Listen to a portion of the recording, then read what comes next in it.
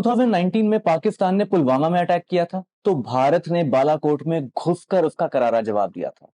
लेकिन 2025 में पाकिस्तान ने फिर से घटिया हरकत की है। इस बार पहलगाम में निहत्थे टूरिस्ट को निशाना बनाया गया है और 6 साल के बाद हम फिर से इंडिया और पाकिस्तान के बीच में तनाव का माहौल देख रहे हैं। पिछली वीडियो में मैंने आपसे डिस्कस किया था कि क्यों भारत को लंबी लड़ाई के लिए तैयार रहना होगा और क्यों सर्जिकल स्ट्राइक या फिर एयर स्ट्राइक से इस बार बात नहीं बनेगी। इस वीडियो में हम उन दो सवालों के जवाब ढूंढेंगे जो इस वक्त हर देशभक्त के दिमाग में घूम रहे हैं। पहला है कि क्या 2019 से अब तक हमारी फोर्सेस ने पाकिस्तान को निपटाने के लिए कोई अपग्रेड्स किए हैं, क्योंकि पिछली बार हम एक पायलट को दुश्मन के हाथों खोते खोते बचे थे और इसलिए हम पाकिस्तान को पूरी तरह सजा नहीं दे पाए थे। क्या इस बार हमने कोई अपग्रेड किए हैं अपनी मिलिट्री में ताकि हम पाकिस्तान को पूरा सबक सिखा सकें?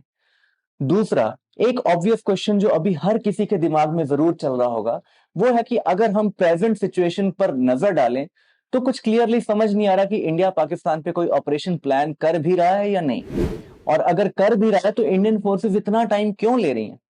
इस वीडियो में हम इन दो क्वेश्चंस के आंसर्स देखने वाले हैं। पहले देखते हैं कि हमने 2019 के बाद अपने वेपन्स कहां-कहां अपग्रेड किए हैं। 2019 के बाद भारत ने अपनी मिलिट्री कैपेबिलिटी को बहुत बड़े लेवल पर अपग्रेड किया है। तो शुरुआत करते हैं भारतीय वायुसेना से, और इसमें सबसे पहला नंबर आता है इंडियन एयरफोर्स के फाइटर जेट्स का। भारत ने 2019 के बाद 36 राफेल फाइटर जेट्स और एक स्क्वाड्रन तेजस मार्क 1 का अपनी वायुसेना में शामिल किया है। ये दोनों एयरक्राफ्ट पाकिस्तान के ऊपर हमें बहुत बड़ा अपर हैंड देते हैं। हमारे बॉर्डर पर पहले मिग 21 तैनात थे जो कि 50 साल पुराने एयरक्राफ्ट थे। वहीं आज उनकी संख्या कम हो रही है और राफेल और तेजस मार्क 1 को हम अपने बॉर्डर्स पर कंटिन्यूअसली डिप्लॉय कर रहे हैं। आपको शायद याद होगा कि 2019 में विंग कमांडर अभिनंदन के एयरक्राफ्ट को पाकिस्तान की मिलिट्री ने मार गिराया था। वो उस टाइम मिग 21 को ही फ्लाई कर रहे थे। यहाँ पर दूसरा नंबर आता है air to air category missiles का, यानी कि बियॉन्ड विजुअल रेंज मिसाइल्स। 2019 में जहां पाकिस्तान अपने F-16 एयरक्राफ्ट से एमरैम मिसाइल्स को फायर कर रहा था, वहीं भारत R-77 मिसाइल्स का यूज कर रहा था। एमरैम मिसाइल्स की टोटल रेंज 105 किलोमीटर है, तो वहीं R-77 की रेंज मात्र 80 से 100 किलोमीटर तक की है। इसका मतलब यह है कि किसी भी डॉग फाइट के अंदर उस टाइम पाकिस्तान के पास बहुत बड़ी एडवांटेज थी और वो ज्यादा दूरी से बियॉन्ड विजुअल रेंज मिसाइल को फायर कर सकता था। लेकिन आज वो सिचुएशन चेंज हो चुकी है। आज हमारे पास बियॉन्ड विजुअल रेंज में नई मिसाइल्स इंडक्ट की जा चुकी हैं। पहली मिसाइल जो इस कैटेगरी में भारत ने इंडक्ट की है उसका नाम है Meteor missile. Meteor missile Bharat के राफेल फाइटर जेट्स के अंदर फिटेड है और इस मिसाइल की रेंज 200 से 250 किलोमीटर तक के बीच की है। यह दुनिया की सबसे अच्छी बियॉन्ड विजुअल रेंज मिसाइल है। इस मिसाइल का राफेल पे फिट होने का मतलब है कि भारत के राइफल फाइटर जेट्स को पाकिस्तान बिल्कुल भी चैलेंज नहीं कर पाएगा। दूसरी मिसाइल जो इस कैटेगरी में भारत ने अपग्रेड की है वो है अस्त्रा मार्क 2 एंड अस्त्रा मार्क 1। भारत ने अस्त्रा मार्क 1 और अस्त्रा मार्क 2 मिसाइल्स खुद डेवलप की हैं। ये मेक इन इंडिया है और 2022 के बाद मार्क 1 को सर्विस में इंडक्ट किया गया था और 2025 की शुरुआत से ही मार्क 2 को इंडक्ट किया जाने लगा है। ये मिसाइल्स भारत के सुखोई 30 MKI फाइटर्स और तेजस एयरक्राफ्ट पर फिटेड हैं और फ्यूचर में मिग 29 पर भी फिट होने जा रही हैं। अस्त्रा मार्क 1 की टोटल रेंज 110 किलोमीटर है तो अस्त्रा मार्क 2 की रेंज 140 किलोमीटर है। अस्त्रा मार्क 1 जहां भारत के तेजस और सुखोई 30 MKI फाइटर्स में फिट कर दी गई है, वहीं अस्त्रा मार्क 2 की फिटमेंट स्टार्ट हो चुकी है। दूसरी तरफ पाकिस्तान ने भी एक नई बियॉन्ड विजुअल रेंज मिसाइल का इंडक्शन किया है। उनकी मिसाइल का नाम है PL-15E, जो पाकिस्तान ने बहुत रिसेंटली अपने JF-17 ब्लॉक 3 फाइटर्स पर फिट की है। इस रेंज की टोटल रेंज भी 140 किलोमीटर है, जो भारत की अस्त्रा मार्क 2 के बराबर या उससे कम है। इसका मतलब है किसी भी डॉग फाइट में इंडियन फाइटर्स पाकिस्तान के JF-17 और F-16 से ज्यादा एडवांटेज रखते हैं और डॉग फाइट के लिए इस बार पाकिस्तान उतनी बहादुरी नहीं दिखा पाएगा जितनी उसने 2019 में दिखाई थी। तीसरा प्लेटफॉर्म जिसकी हम बात करने वाले हैं वो है रुद्रम 1 मिसाइल। ये एक और मेक इन इंडिया मिसाइल है जो इंडिया ने खुद डेवलप की है और 2022 के बाद इसको भी इंडक्ट कर लिया गया है। ये मिसाइल एक एंटी रेडिएशन मिसाइल है जिसका काम एनिमी के रडार और कम्युनिकेशन सिस्टम्स को तबाह करना है। इसकी रेंज करीब 250 किलोमीटर है और 2022 के बाद इसको इंडिया के सुखोई 30 MKI फाइटर्स के अंदर फिट किया गया है। यानी कि अब हमारे सुखोई 30 एयरक्राफ्ट दुश्मन के रडार्स को 250 किलोमीटर की दूरी से ही उड़ा सकते हैं।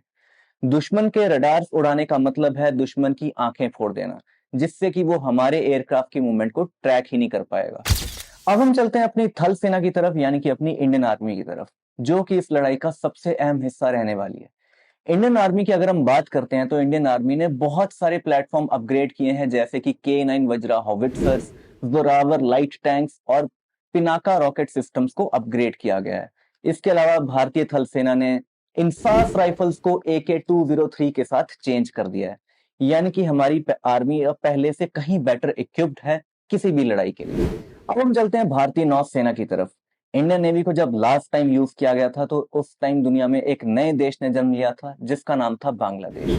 और 1971 के बाद पहली बार 2025 में इंडियन नेवी इतनी एक्टिवली इन्वॉल्व होती हुई हमें नजर आ रही है।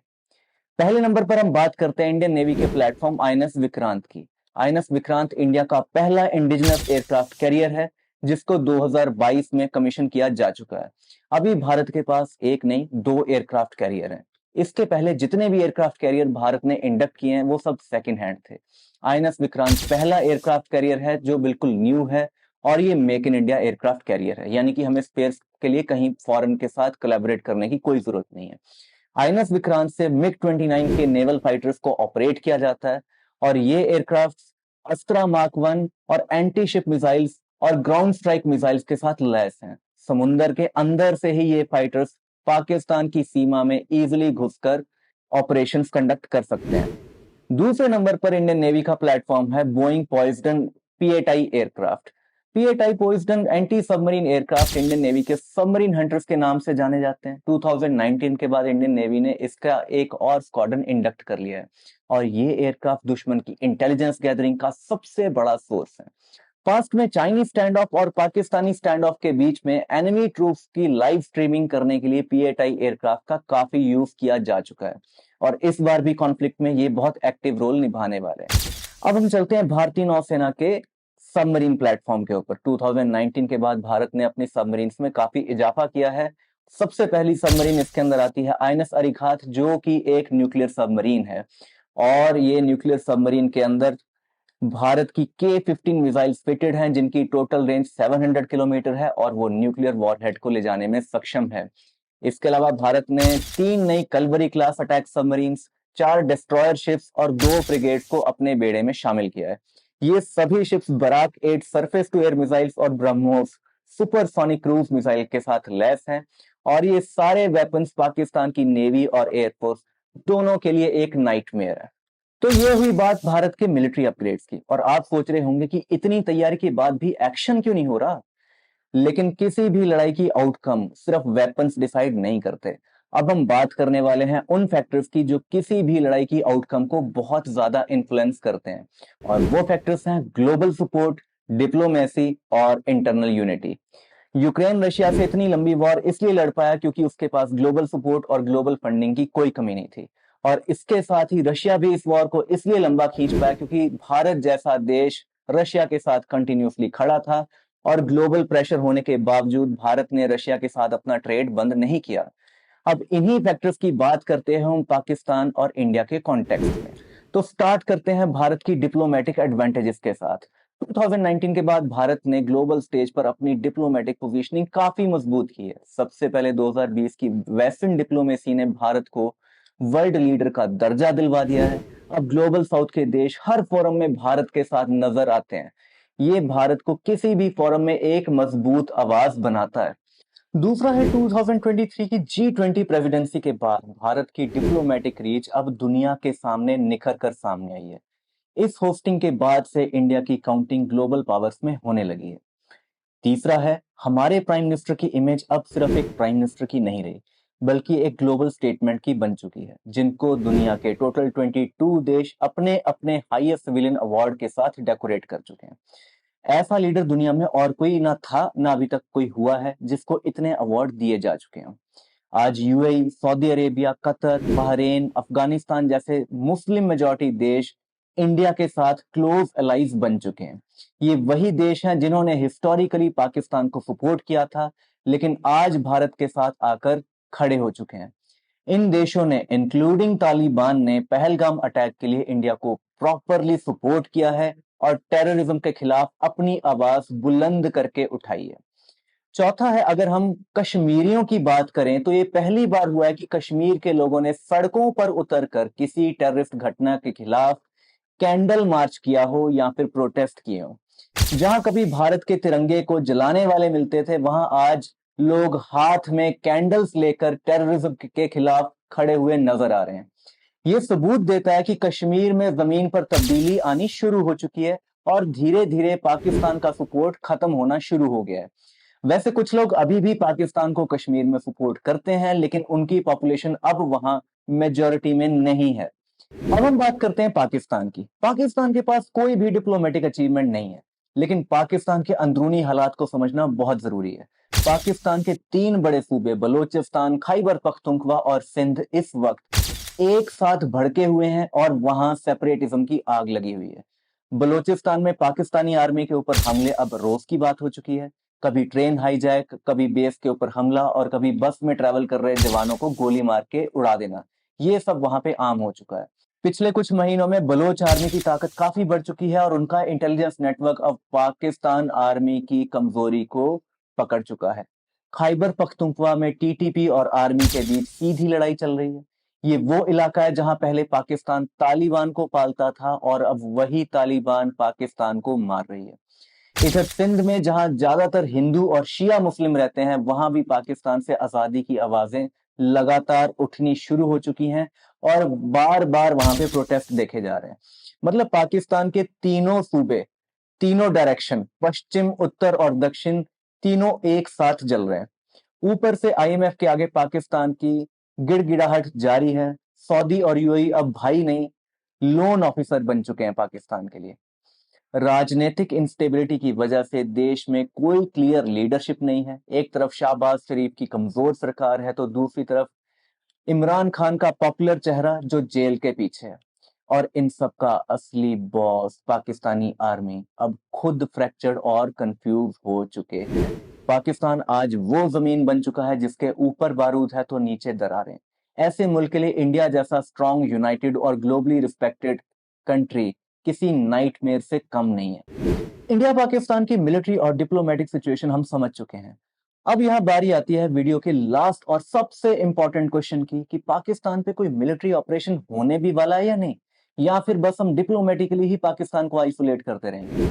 चलिए इस बात को हम स्टेप बाय स्टेप समझते हैं। सबसे पहले तो हमारा कोई भी एक्शन इंटरनेशनल कम्युनिटी के अकॉर्डिंग जस्टिफाइड होना चाहिए, ताकि हमारे पास डिप्लोमेटिक सपोर्ट हमेशा अवेलेबल रहे। इसलिए हम डायरेक्टली एक ही स्टेप में एक मेजर वॉर स्टार्ट नहीं कर सकते, रादर हमें step by step action initiate करने होंगे। दूसरी चीज जो हमें याद रखनी होगी वो है कि पाकिस्तान ने फिलहाल सारे टेररिस्ट को छुपा दिया है। उनके पुराने ठिकाने खाली हो चुके हैं। उनके ऊपर हम रेड तो करवा सकते हैं, लेकिन उससे हमारे टारगेट अचीव नहीं होंगे। इसलिए खाली रेड्स करके हमें कुछ हासिल नहीं होने वाला। तीसरा है कि हमारे एक्चुअल गोल तभी अचीव होंगे जब हम पाकिस्तानी आर्मी को पूरी तरह तबाह करने में कामयाब होंगे, और ऐसा तभी होगा जब हम थोड़ी सी पेशेंस रख पाएंगे। अगर हम बिना लड़ाई को ज्यादा एस्केलेट किए पाकिस्तान की आर्मी को लगातार एग्जॉस्ट करेंगे, तो उससे उनके सोल्जर्स का मनोबल भी टूटेगा और उनके एयरक्राफ्ट और शिप्स में डाला जाने वाला ईंधन, एमुनिशन सब फालतू में वेस्ट होता चला जाएगा। शायद आप इसलिए देख रहे होंगे कि आज इंडिया पाकिस्तानी आर्मी को बिल्कुल एज पर रख रहा है। एलओसी पे उनको लगातार एंगेज किया जा रहा है।